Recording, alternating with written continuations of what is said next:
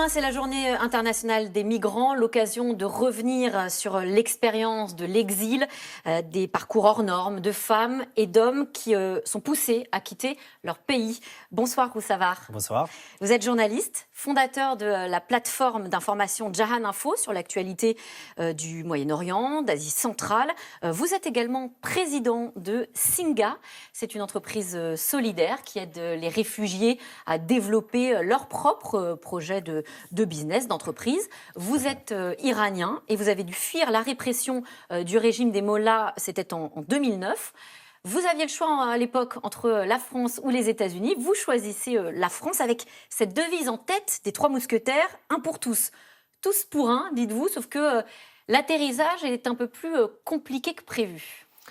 Oui, bien sûr. La réalité est beaucoup plus loin que des rêves ou des images qu'on a d'un pays. C'est exactement la même chose de l'image qu'on a d'un pays lointain. Par exemple, aujourd'hui, l'Iran, on pense que voilà, c'est différent, alors qu'en réalité, quand vous allez en Iran, vous voyez que les choses ne sont pas de la même façon que vous pensez. C'est à peu près la même raison pour laquelle j'ai créé mon média, la plateforme avec l'intelligence artificielle, pour donner une image beaucoup plus proche de la réalité d'un pays, parce que exactement moi-même, quand je suis venu en France, j'ai vu que l'image que j'ai eue de la France dans ma tête est très très loin de la réalité du pays que je vis aujourd'hui. Alors, vous avez traversé 5 années de brouillard, dites-vous, ça fait 10 ans que vous êtes arrivé. 5 années de brouillard, vous tâtonnez, vous rejoignez au départ la communauté d'Iraniens exilés en France, que vous fuyez ensuite parce que ça vous enferme un peu trop.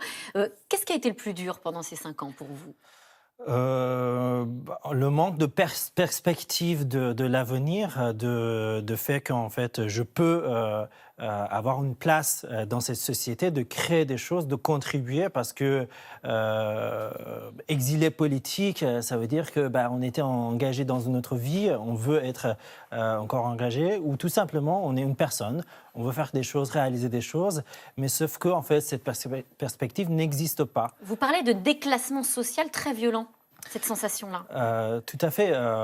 Moi ou d'autres personnes, normalement, des chercheurs, des ingénieurs, des médecins qui se trouvent chauffeurs de taxi, de vendeurs de magasins, c'est pas très important en fait de faire de travail pour passer une étape de la vie, mais sauf que quand ça devient le plan à vie d'un exilé, c'est très violent pour la personne, mais aussi pour l'entourage de la personne. Vous êtes journaliste. Ouais. Pas facile de se faire une place, je crois, dans le monde des médias. Pourquoi ?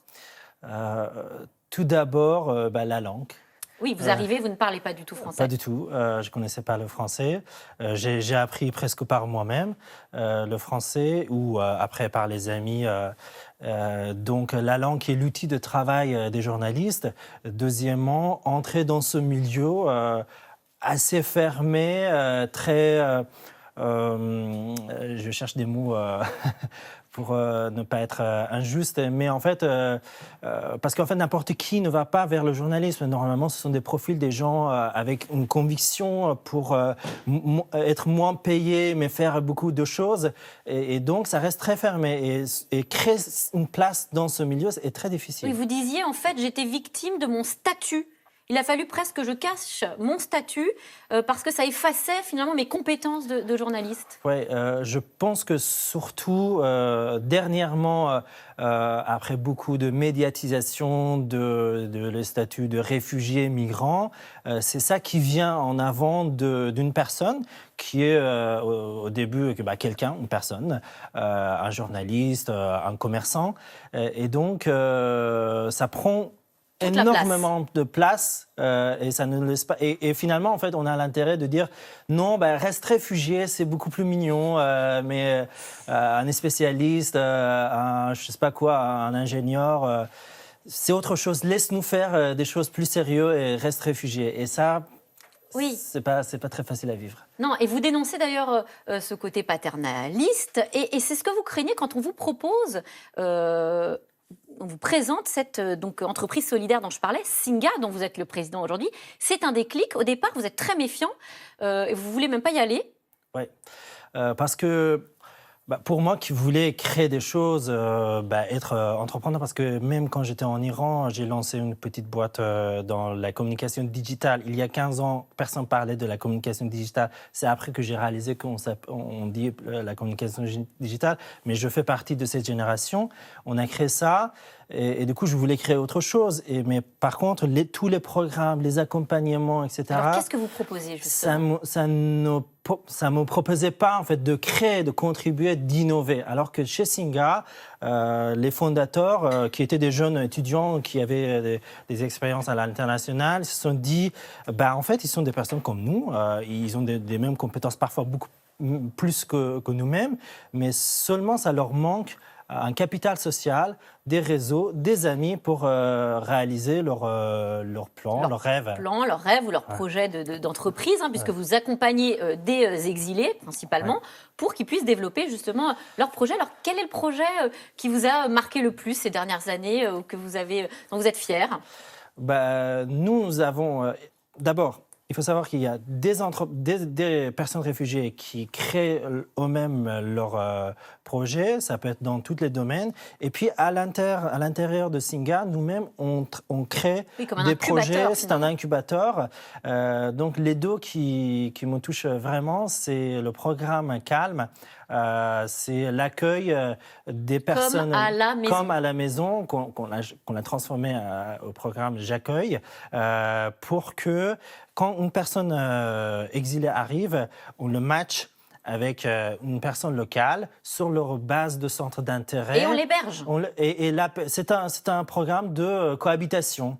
Et vous, réfugiés, vous pouvez venir habiter pendant quelques mois, jusqu'à 1 an chez moi, parce que nous sommes tous les journalistes. Et ça moi, marche.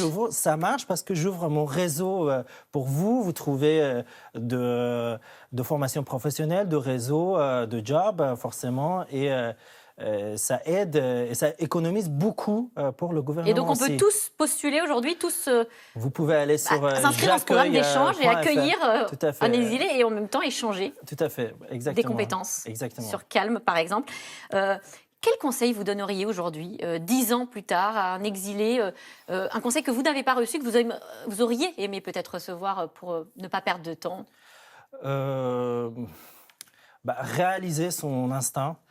Et faire de réseaux d'amis, d'amis en fait des Français, de tout le monde, d'apprendre la langue, même si les offres qu'on nous propose, c'est pas très efficace, mais quand même, don't give up, continuer, ne pas abandonner et persévérer. Eh bien, merci Ruth Savard. Merci d'être venu sur notre plateau. Je rappelle le titre de votre plateforme d'information digitale, Jahan Info. Vous êtes également président de Singa. Tout de suite, c'est dans l'air avec Caroline Roux qui revient sur la situation inédite dans laquelle l'Hexagone est plongé depuis ce matin, puisque le président de la République est diagnostiqué positif à la Covid. C'est dans l'air intitulé ce soir « Macron contaminé, cluster à l'Élysée ». Bonne émission à vous.